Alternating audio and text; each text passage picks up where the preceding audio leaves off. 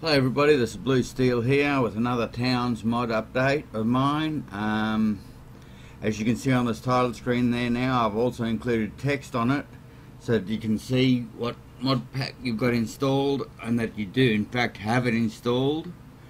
So let's just get on with it. I've got a game already being played, well and truly advanced. So I'll go start game, normal game, continue game. Now this is using my mod pack, not the standard Towns thing.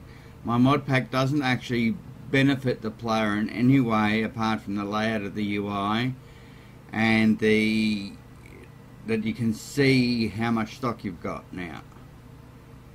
The only difference is how it improves the gameplay. The other things like the chicken farms, the poultry farms and everything like that, all they do is they increase the amount of food that you can grow.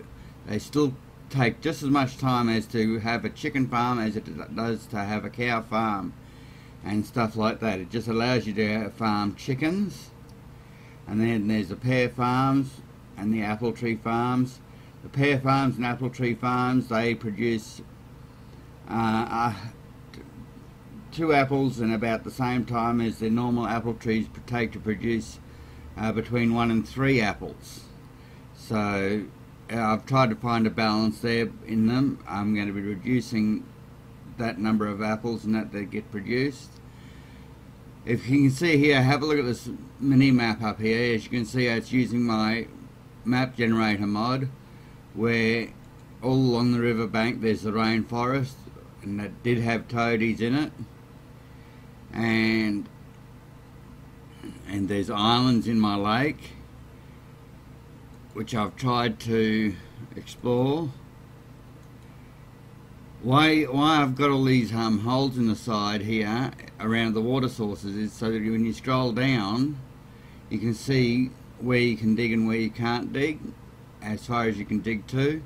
So that's a tip for new people in Minecraft. If you're not sure where you can dig and you see water source on top, like this little well here that doesn't show through, but I now know that I can't dig any further than that around there. Otherwise I'll unleash the water. Okay, so with this one, as you can see, I've got up to 125 in population. I will be releasing the save game, but people will require my mod to be able to play it and stuff like that, but it's off to an excellent start. With the food supplies, let's talk about the mod pack in general first. The mod pack has got, I've got buildings up here now which include every building type that you can have, and I've put them all in as carpentry, bakery and everything like that. Now anything that you want to do with the masonry, say, it's under masonry, except for production wise, except for the extra utilities that you need to be able to make to build stuff elsewhere. Let me explain these menus. Excuse me. The way the menus are set up.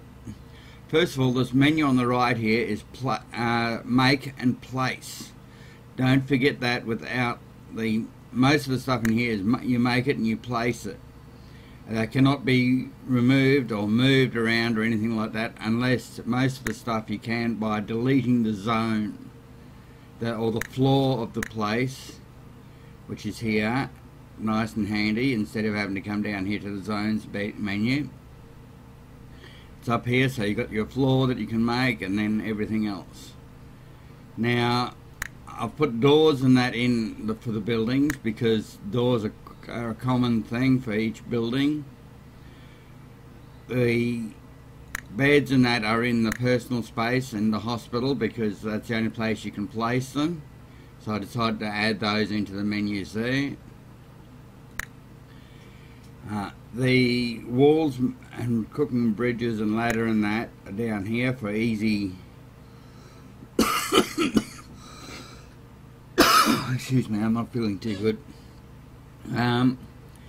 The bridges, fireplace and ladder, I reckon should be down here along with the walls, so you can place them nice and easily. I did prefer it before. This menu was a lot handier before they actually used to tell it to, before they actually started to tell it to close when you clicked on.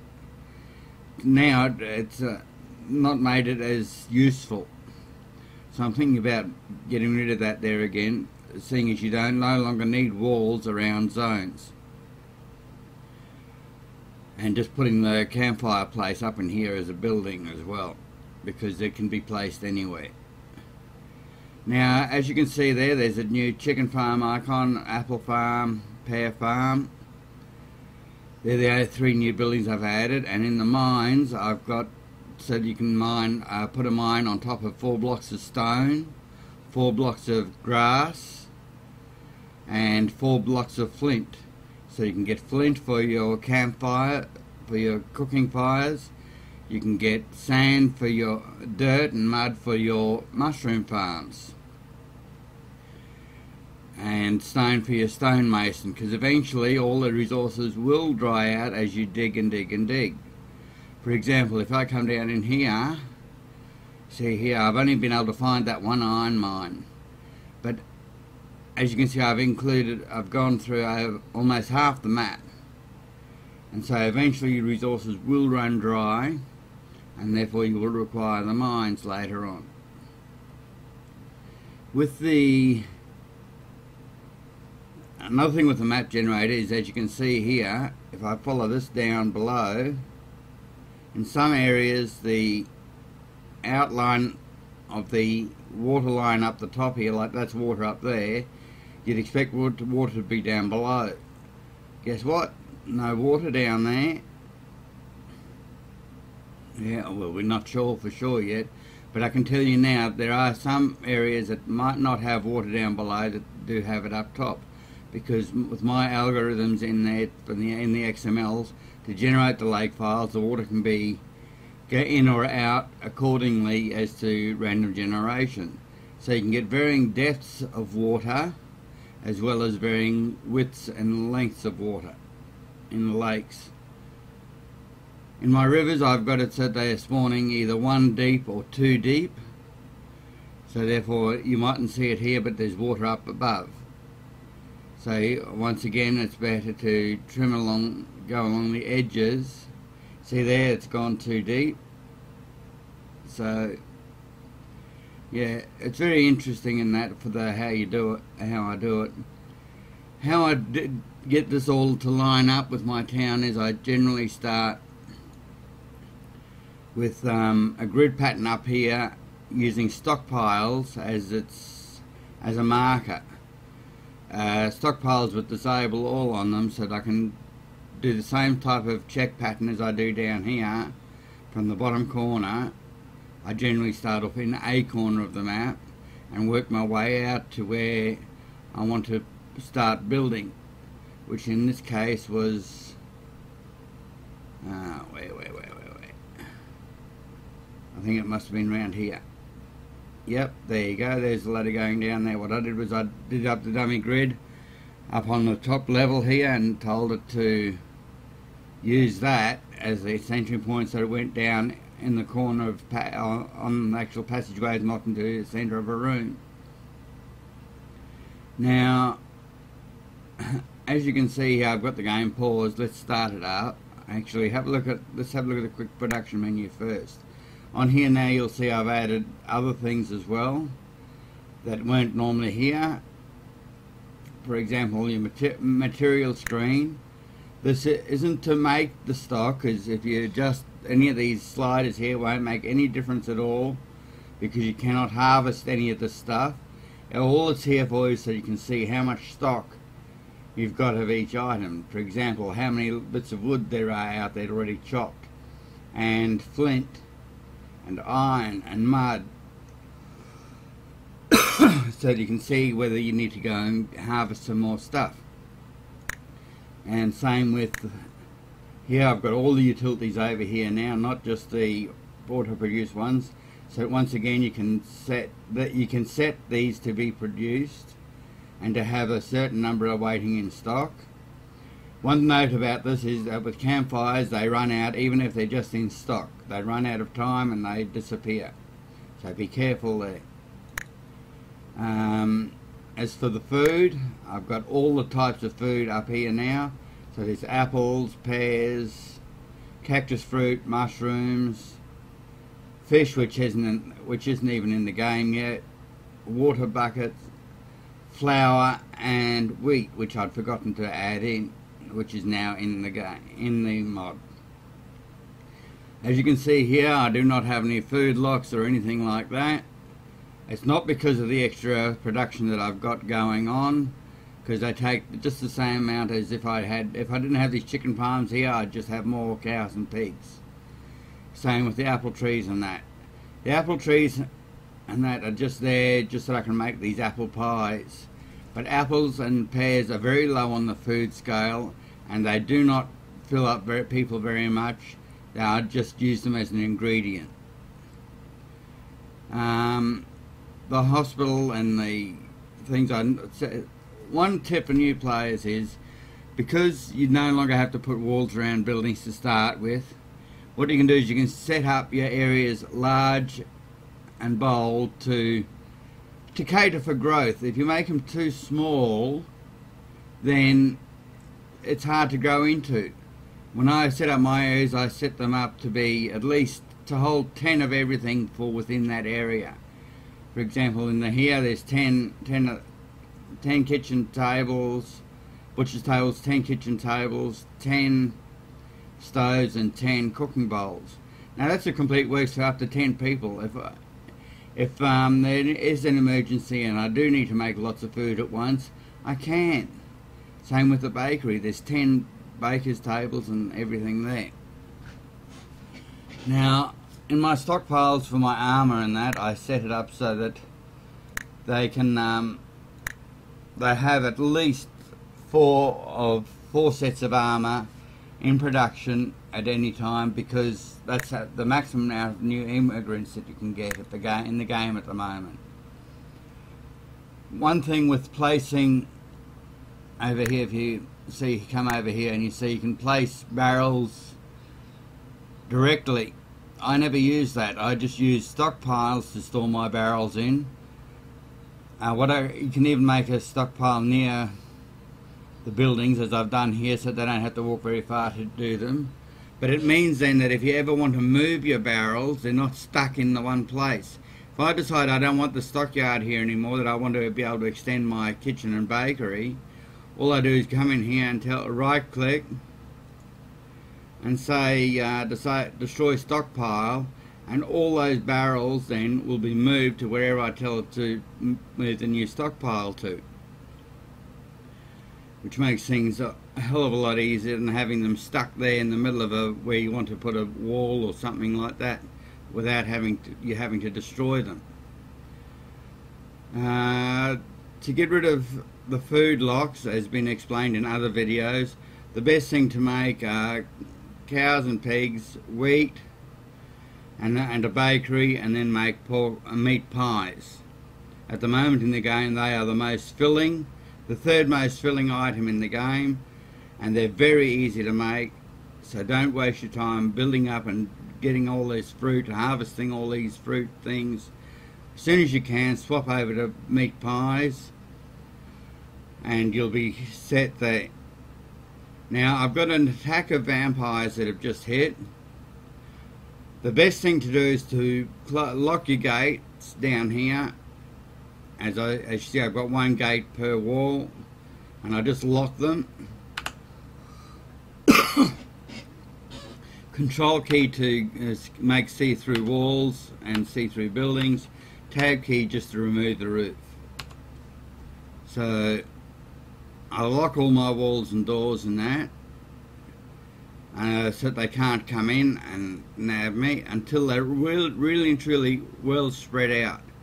They started off up here in a tight little pack, and they can't get through there, so they're working their way down, and as you can see, they're starting to get spread right out, so it's a lot easier to take them on one at a time rather than a whole group of them, I would stand absolutely no chance in hell of defeating all these if they came in as a group. I might stand some chance, yes, even with 125 population. I might stand some chance when they go down there like that. Now, what else can I tell you? There's, get rid of that again. I've got approximately 9, I've got more mills than 9 farms per mill, because yes, you only need 1 mill per 9 farms to handle all the production. However, when you build up your population level and people are busy collecting stuff all the time, it's better to have the mills producing stuff as quickly as it can, rather than having to wait for the mill to process the last 3 lots of wheat that you harvested from the 9 blocks, because it makes 3 wheat farms to make 1 flour. And while that's being processed, the other 2 are sitting here. The other 2 lots are sitting here doing nothing, which you could be using to make food. So that's why I have more mills than wheat farms. Well, about half as many mills as I do have wheat farms, to get that production up there. Yes, you only need 1 mill per 9, but in the actual gameplay, it doesn't follow the statistics. You need more mills to keep your food production flowing well. Now, with these mushroom farms, I started off, you've got to be very careful not to eat the mushrooms when you first find them, because I think that there's only 8 generated at first when the map gets started. So you have to be very, very careful not to eat them so you can grow your mushrooms. Mushroom stew is also very filling. It's one of my favourites. Now this is an example of my mud mine working away here to make mud for that. Now mud, because as you can imagine, gets produced very, very quickly. So therefore it doesn't take very long to amass up to a amount. And it takes a lot of people to go and quickly harvest all that mud. So you've got to keep your eye on its production so you can turn it off once it reaches a certain amount, or else your civilians and that will be worked to death as well, just operating that mine. Now, as I said, anything I add to the game's got balance to it. Like that would use up all your civilian manpower if you let it go, as well as fill up everything else so you can't build anything there. So that's a balance. There's a balancing act going on between everything. So yeah, anyway, so let's unpause the game and see how we handle these vampires, shall we? I know everybody wants to see my butt get handed to me. Now they've got 125, all fully outfitted. I have not gone down to level 3 yet. These are all the bedrooms and that I've got already. I've got room for approximately 130 people. Sorry, not yet, not in this one, that was in another one. This one's got room for about 120, 110 people. And as you can see, they said you can't get grass underground and that, but I've got jungle underground. And let's see, over here I think, yeah, just jungle. Sorry, yeah, I've got jungle underground, not grass. So they were correct there when they told me that you can't get grass underground. I've had jungle. Okay, that's probably for my new dungeon generation routine, map generation. So let's come back up here now and unlock this door.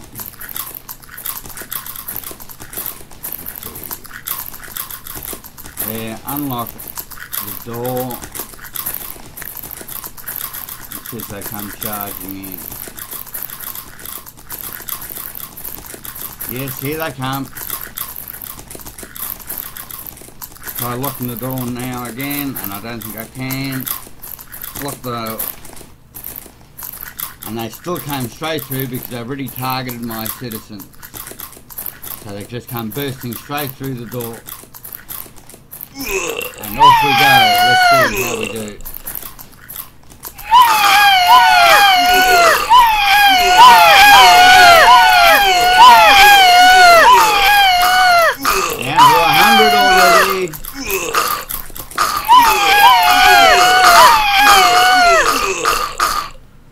Oh, looks like I'm going to beat them.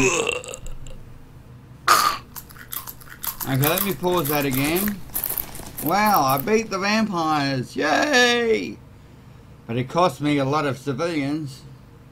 One tip, when you're in a battle and that, keep your eye on whether the bad guys are going to your hospital or not.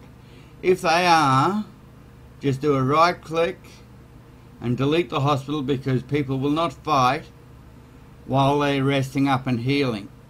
So that's another click. Just go right click on it and say delete hospital, and away you go. Same with it when you want to move stuff around.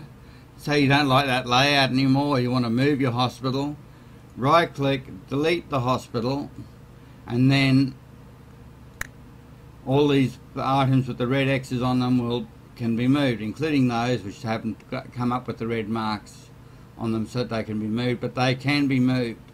So if I put the hospital over here, say, let's see, buildings, hospital, if I put the floor, hospital floor, if I put that building down over here now, and I go bed, place it here, here, here, here, there, there.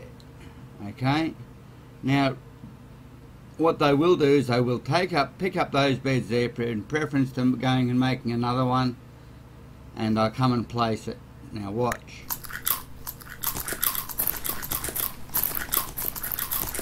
And away you go. That's how you move your furniture around. You do not need to delete it and waste stock and resources and time and effort rebuilding, because that's not how it has to be done. It doesn't have to be done that way. So, and same with these medicine cabinets. If I just click on here, I'll go and pick them up and bring them down. I don't know if this works with the chests and storage containers. I've got a funny feeling that they were added in later, so I don't know if they work the same. But this is how generally the stuff works, and if you destroy the stockpile, everything that's in there gets locked.